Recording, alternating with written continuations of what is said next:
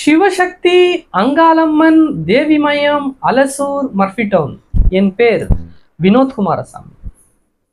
இப்போ மகாமாலய அமாவாசை தாண்டிட்ட பிறகு வரப்போற நவராத்திரியை பத்தி நம்ம பேச போறோம்.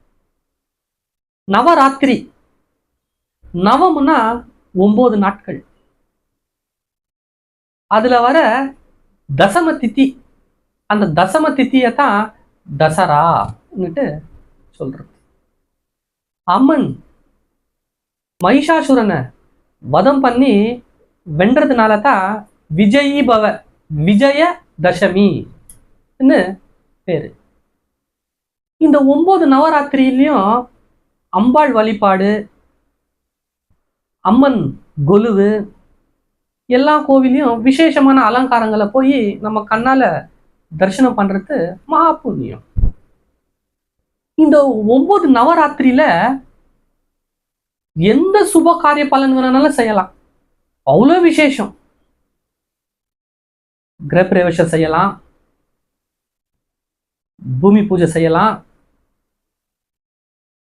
விசேஷமான சுப காரியங்கள் எது வேணாலும் செய்யலாம். எந்த ஒரு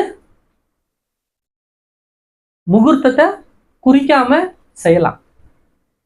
யார் எந்த ராசி, எந்த நட்சத்திரத்துல, எந்த திதி, எந்த யோகத்துல எதுல பொருந்திருந்தாலும் இந்த 9 நவராத்திரிகள் அவங்களுக்கு விசேஷமான நாள்.